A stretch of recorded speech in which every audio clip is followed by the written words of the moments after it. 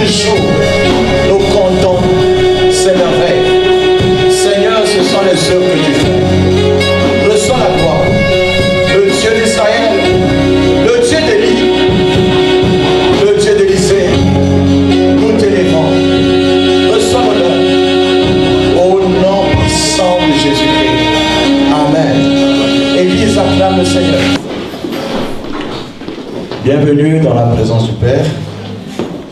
Bienvenue dans la maison des signes et prodiges. Quand une église se lève dans la prière, c'est une nation qui est sauvée.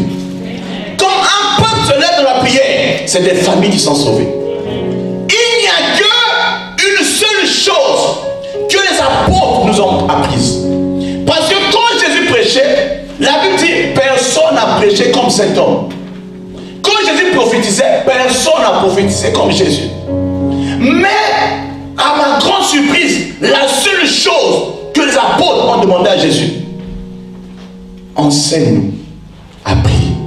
Moi, je m'attendais à ce qu'ils disent, enseigne-nous à prêcher. Amen. Mais ils ont dit, Jésus, enseigne-nous à prier. Alléluia. Ce matin, par la grâce de Dieu, je reviens encore sur quelque chose de fondamental. La pratique de la prière. Prier, pratiquer la prière. Amen. C'est quand même bizarre de revenir sur pratiquer la prière parce que le besoin réel s'impose. Amen. Beaucoup de chrétiens parlent de la prière. Beaucoup de serviteurs de Dieu parlent de la prière. Mais peu sont ceux qui se donnent à la prière. Alléluia. Amen. Jésus a posé 5 questions aux gens. 5 questions posées par le Seigneur. Amen. Amen. Première question. Qui dis-tu que je suis? Amen. Amen. Qui est Jésus pour toi? Amen. Toute personne sur la terre doit répondre à cette question. Toute personne sur la terre ne peut pas échapper à cette question. Qui est Jésus pour toi? Amen. Cette question a été posée aux disciples. Mais tous ont échoué. Mais un seul a réussi à répondre. Amen. Il a dit, tu es le Saint de Dieu. Tu es le Christ. Amen. C'est Pierre.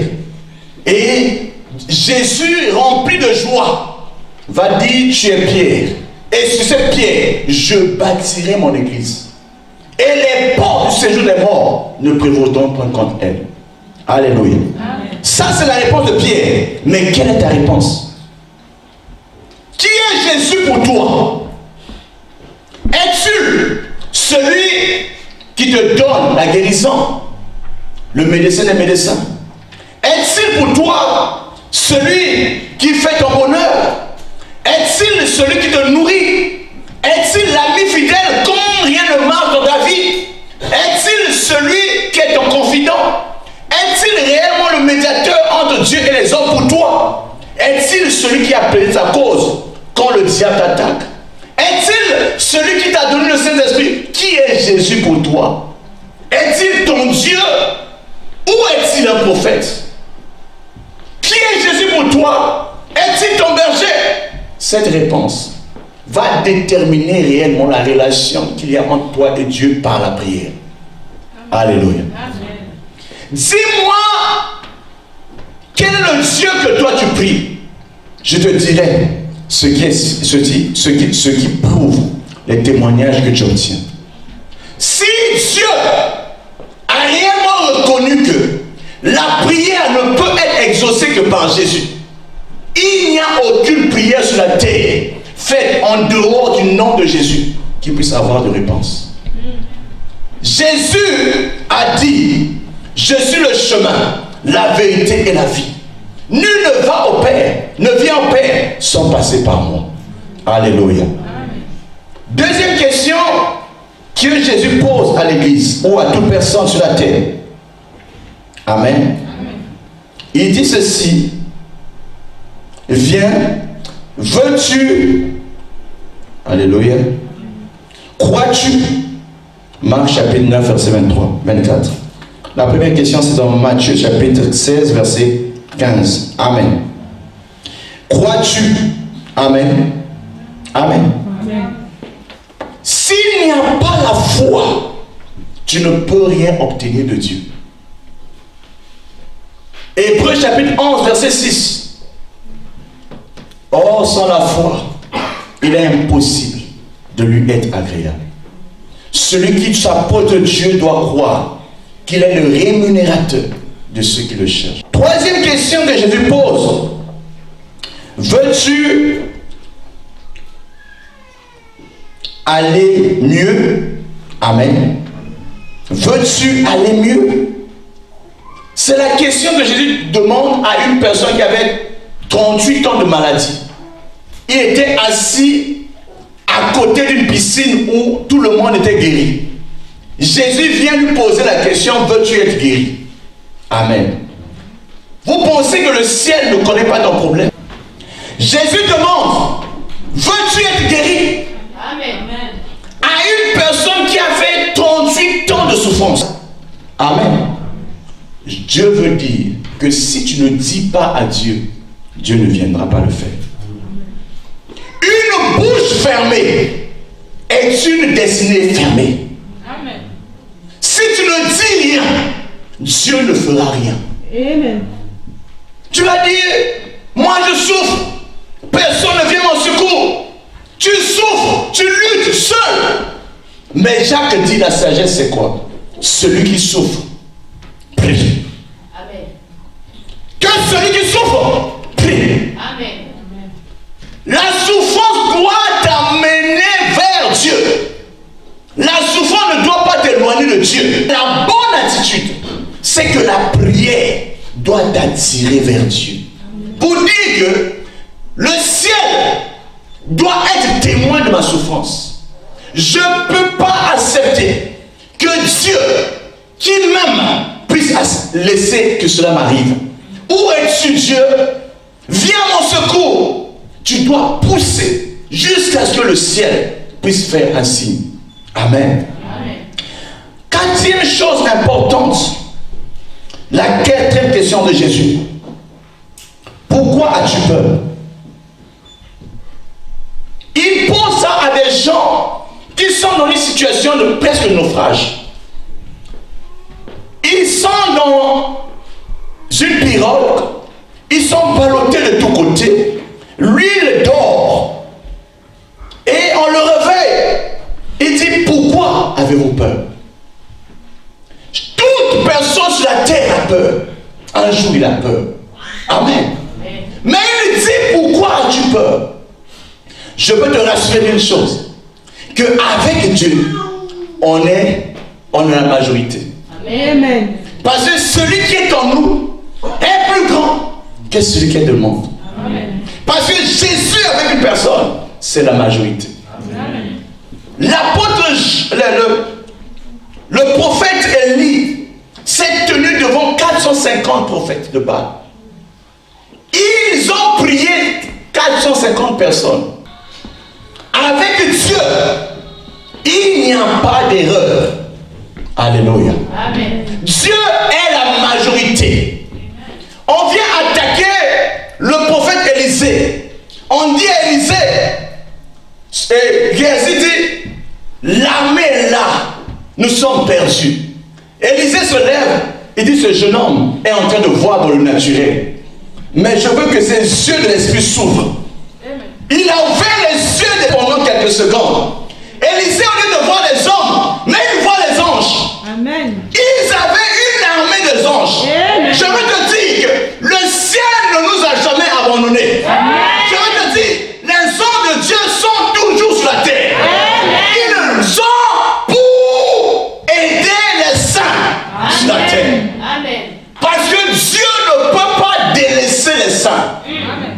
Il a placé les anges pour travailler aussi avec nous. Amen. Même si tes yeux physiques ne voient pas, moi je veux te dire qu'il y a des anges. Amen. Alléluia. Amen. Donc, on lève la peur. On lève la peur. N'ayez pas peur. Daniel a dit, vous pouvez m'amener n'importe où. Même si c'est dans le puits où le lion affamé va manger les gens, mettez-moi là-bas. Les compagnons de Daniel ont dit, nous n'allons pas nous séparer de l'adoration de Dieu. Même si vous nous jetez dans le feu ardent, nous préférons mourir. Mais nous savons que celui en qui nous croyons a la capacité, même après la mort, de nous redonner la vie. Coupez le cou, je serai toujours vivant. Amen. Parce que mon âme attend toujours. Mon esprit attend toujours. Quand est-ce que je le verrai face à face? Amen. C'est la plus grande attente qui soit dans le cœur d'un chrétien. Cinquième et dernière question. Pourquoi as-tu du doute? Amen. La quatrième question, je n'ai pas donné référence. C'est dans Matthieu chapitre 8, verset 27-26. Et la dernière question, c'est dans Matthieu chapitre 14, verset 28. Pourquoi as-tu encore des doutes? Amen. Amen. Amen. Le doute, c'est l'ennemi de la foi. Chaque fois qu'une personne prie, s'il ajoute le doute, qu'il ne s'imagine pas qu'il va restaurer quelque chose. Jacques chapitre 1, verset 6, enfin, quelqu'un va lire pour moi. Alléluia. Pour clôturer. Jacques chapitre 1, verset 6. Je lis au nom de Jésus-Christ. Amen. Mais qu'il la demande avec foi sans douter, car celui qui doute est semblable au flot de la mer, agité par le vent et poussé de côté et d'autre. Amen. Celui qui doute, Et comme le feu de la mer. celui qui doute, Comme le feu de la mer. celui qui doute. Quand on parle de prophète Élie, on dit que c'était un homme de prière. Il pria et il ne plut plus. Et il pria encore et il plut à sa parole. Un homme qui avait la capacité d'arrêter la pluie. Amen. Un homme qui avait la capacité de prier pour que la pluie revienne. Je veux que le monde te connaisse non pas à cause de ton père ou ta mère, mais à cause de quelque chose que le ciel a reconnu. La prière a fait qu'un homme s'est distingué de plusieurs. On dit pourtant il était un homme de la même nature que nous. Mais comment un homme de la même nature que nous fait des choses que nous ne pourrons pas faire? Amen. Amen. Il mange comme toi et moi. Il dort comme toi et moi.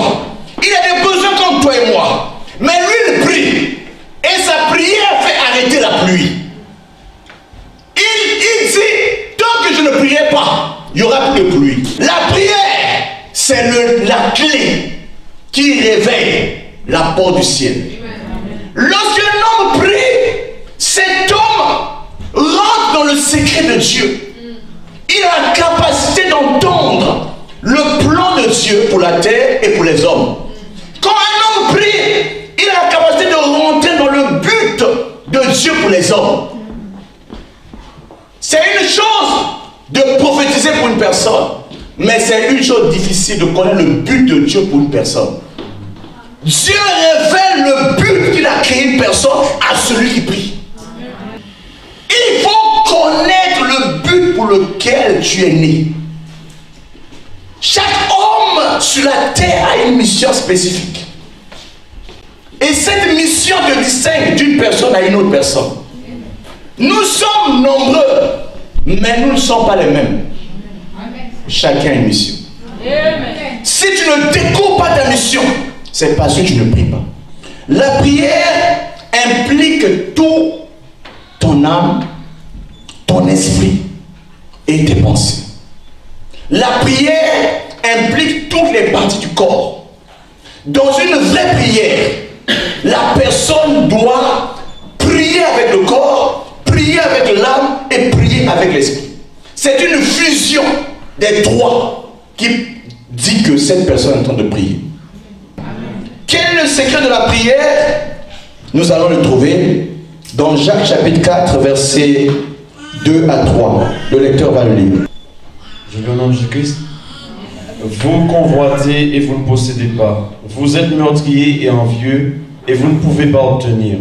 Vous avez des querelles et des luttes et vous ne possédez pas parce que vous ne demandez pas. Vous demandez et vous ne recevez pas parce que vous demandez mal dans le but de satisfaire vos passions. Amen. Deux choses qui empêchent de recevoir de Dieu. Amen. Note ça très bien. Si je ne demande pas, je n'aurai pas. Amen. Amen. Comment demander alors à Dieu? Amen. Amen. Réponse numéro 2. Demande non pas pour satisfaire tes passions. Amen. La prière qui satisfait tes égos, tes passions, n'a pas de réponse. La vraie prière ne cherche que l'intérêt du royaume. Amen. Alléluia. Amen. La deuxième chose importante qu'il faut retenir de la prière, c'est que tous les grands de la prière ont toujours reçu des résultats. La première personne que je vais utiliser, c'est Daniel. Dans Daniel chapitre 6, verset 10. Alléluia. Amen. Je lis au nom de Jésus-Christ. Amen. Lorsque Daniel sut que le décret était écrit, il se retira dans sa maison, où les fenêtres de la chambre supérieure étaient ouvertes dans la direction de Jérusalem. Et 3 fois le jour, il se mit à genoux, il priait et il louait son Dieu, comme il le faisait auparavant. Amen. Daniel priait 3 fois par jour. Amen. Amen. Toi, tu pries combien de fois par jour? Amen. 3 fois par jour. Et il priait comment? Comment? À genoux. C'est ce que tu as dit. Il priait comment? Amen. La vraie prière se fait à genoux. Amen. Pourquoi? Parce que quand tu es à genoux, c'est une posture que aussi ton âme est. Ton âme aussi est à genoux, en train d'attendre que Dieu lui donne quelque chose.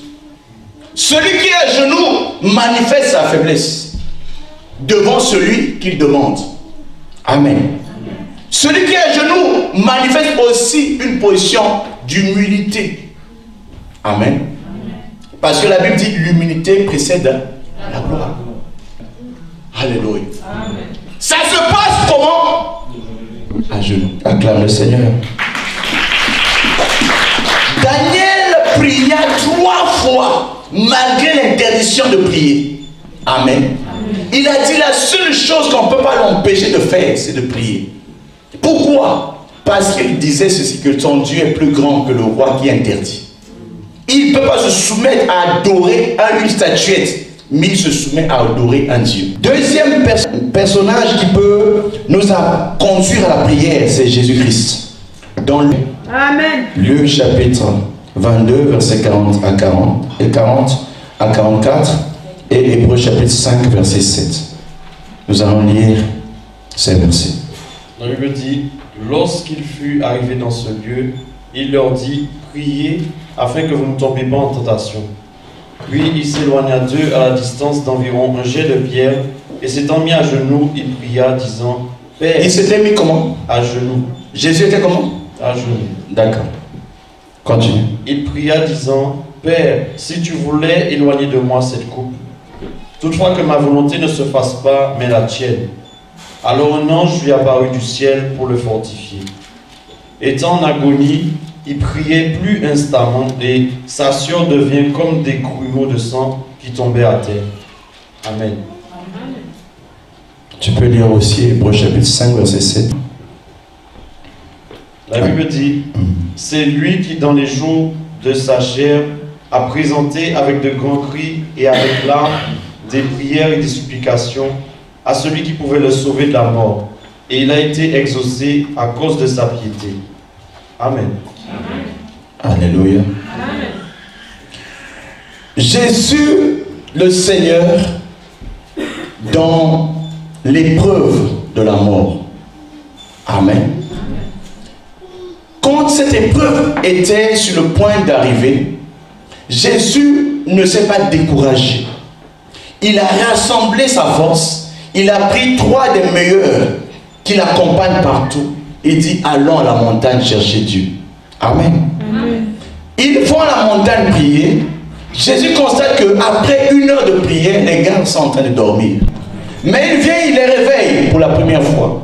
La deuxième fois, la troisième fois. Pour dire que leur chair était fatiguée. Et c'est le cas de beaucoup d'entre nous. Psaume 91. Le psaume 91 nous dit ceci. Alléluia.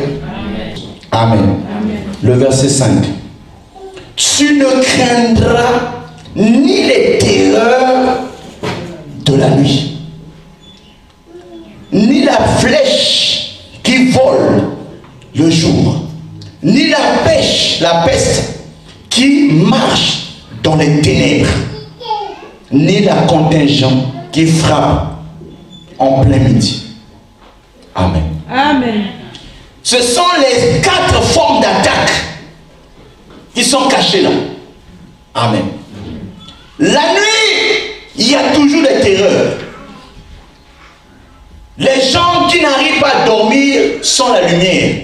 Il dit, j'ai l'impression que ça bouge. La Bible dit, les terreurs de la nuit sont très dangereuses. Amen. Amen. Et aussi, la peste qui marche dans les ténèbres. Amen. Amen. Si tu ne fais pas attention, tu vas sentir que tu étais en train de marcher dans la foi, après tu commences à régresser. Amen. C'est un signe que tu es déjà pointé, ciblé, pour être mis à l'écart. Amen. Ce sont les œuvres du mal. Mais Jésus-Christ nous a montré le bon exemple. Combien même qu'il soit le Fils de Dieu, il avait compris ceci, que son salut ne passait que par la prière. La Bible dit que pendant les jours de sa chair, il a crié vers Dieu. Les jours de la chair, c'est pendant que tu vis sur la terre. Amen. Amen. C'est pendant que tu vis, tu as encore le souffle, tu as encore la voix. C'est maintenant qu'il faut prier. Il ne faut pas attendre que tu sois malade pour que tu pries. Il ne faut pas attendre que tu aies des problèmes pour que tu pries. Mais prie en toute occasion. Amen. Alléluia. Amen. La Bible dit qu'il pria jusqu'à ce que le sang était transformé en... la sueur était transformée en sang. Quand Jésus l'a fait, la Bible dit que les anges sont descendus à son secours pour lui dire, il n'y a pas de problème, tu peux aller.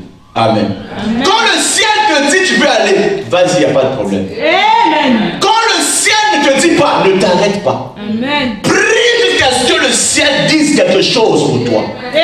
Dans le nom puissant de Jésus-Christ. Amen. Prier, c'est aussi un combat. Amen. Romains chapitre 15, verset 30. Au nom de Jésus-Christ. Amen. Je vous exhorte, frères, par notre Seigneur Jésus-Christ et par l'amour de l'Esprit, à combattre avec moi en adressant à Dieu des prières en ma faveur. Amen. Amen. L'apôtre Paul dit, priez, combattons ensemble pour que Dieu m'accorde la faveur.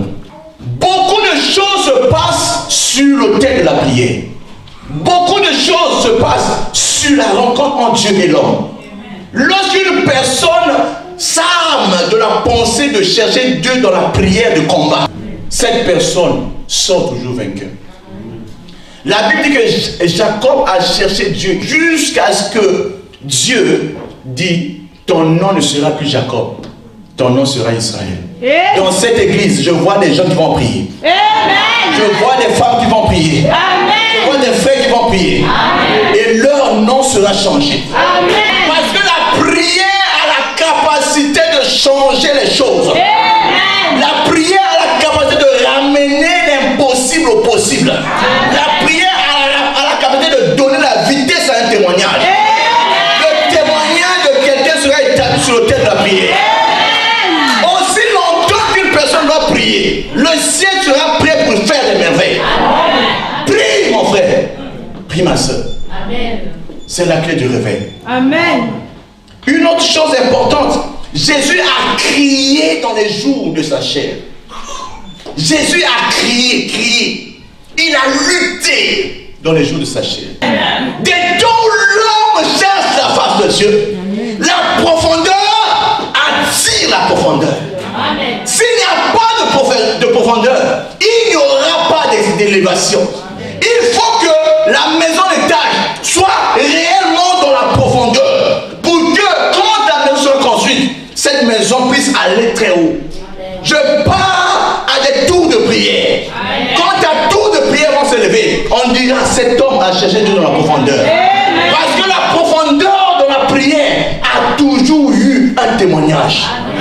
Montre-moi une personne qui prie, je te dirai le péché ne veut pas de lui. Parce que lorsque tu pries, la tentation ne peut pas gagner sur toi. Lorsque tu pries, tu es en train même de contrôler le raisonnement de ta tête. Tu ne diras pas de bêtises. Avant même de parler, ton cerveau est nettoyé. On dira, il ne dit pas de bêtises. L'homme qui prie n'est pas obligé de dire beaucoup de paroles. Une seule parole venant d'un homme qui prie, ça suffit pour toute chose. Une chose importante de la prière n'aime pas l'orgueil. La prière n'aime pas l'orgueil. Je donne les références et je vais expliquer. On ne va pas lire.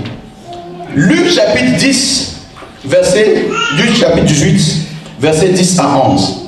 Amen. Jacques chapitre 4, verset 6. 1 Roi chapitre 3, verset 7. Et Genèse chapitre 18, verset 27. Rapidement, on va commencer. Amen. La prière n'aime pas l'orgueil. Si tu trouves une personne orgueilleuse, dis-toi, il n'est pas encore mort dans la prière. Parce que lorsque tes genoux sont toujours en bas, tu ne peux pas être orgueilleux.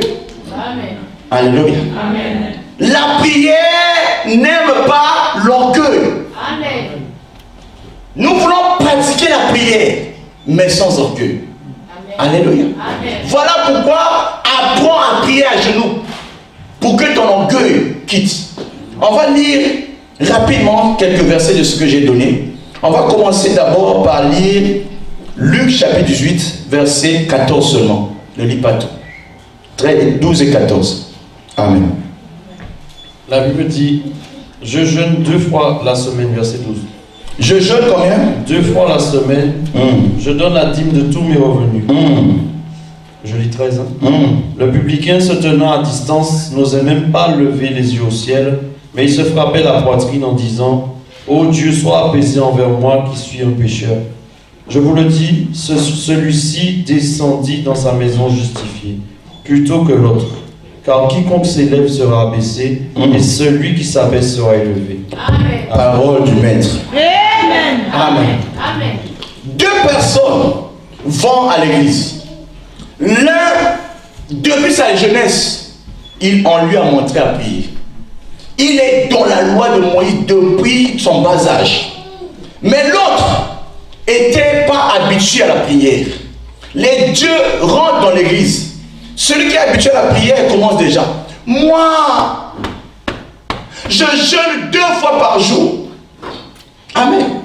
Je donne la dîme de tout. Je ne suis pas comme celui-là. Amen. Amen.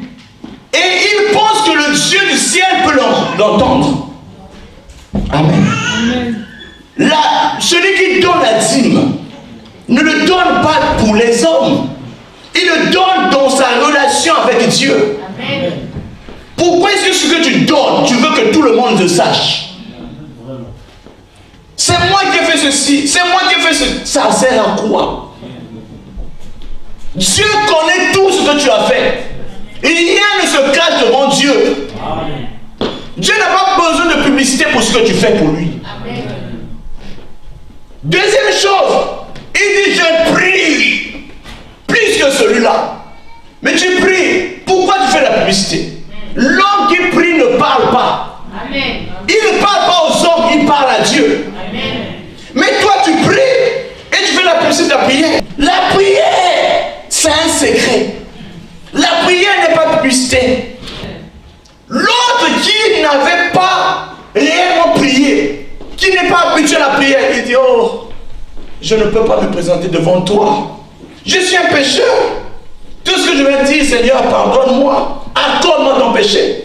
Dieu dit, c'est ça que je veux. La prière de celui qui reconnaît sa faiblesse devant moi. Amen. Tu es plus fort que Dieu, plus riche que Dieu, plus puissant que Dieu. Dieu va te donner quoi? Tu peux tout. On ne peut pas ajouter. Amen. Dès que Dieu veut parler, Dieu attend d'abord. Moi je vais te dire, je connais ça, je connais ça. Tu connais plus que Dieu. Amen. Tu ne peux pas connaître plus que Dieu. Amen. Tu ne peux pas être plus riche que Dieu. Amen. Plus puissant que Dieu. Non, ça n'existe pas. La seule chose que tu dois chercher, montrer à Dieu que tu dépends de lui. Amen. Si lui ne le fait pas, oh, tu es foutu. Amen. Alléluia. Amen. Genèse chapitre 3, Genèse chapitre 18, verset 27. Alléluia. Genèse 18, 27. Alléluia. Rapidement. La Bible dit, Abraham reprit et dit, voici, j'ai osé parler au Seigneur, moi qui ne suis que poudre et cendre. Amen. Qui parle? Abraham. Il dit, je suis poudre et cendre. J'ai osé parler à Dieu. Qui est Abraham? Le père de la foi. Qui est Abraham? L'ami de Dieu. Mais il dit, je suis poudre et cendre. Abraham est grand pour nous. Mais devant Dieu, il est petit. Poudre et cendre. Poudre et cendre. C'est-à-dire, quand tu dis à Dieu, Abraham, il dit, mais c'est poudre et cendre. Si Dieu ne me soutient pas, qui peut me soutenir? Lève-toi. Sois comme Salomon, qui a dit, malgré ma richesse, je suis jeune, mais Seigneur, je demande une seule chose. Donne-moi la sagesse, comme tu as donné à mon Père. Alléluia.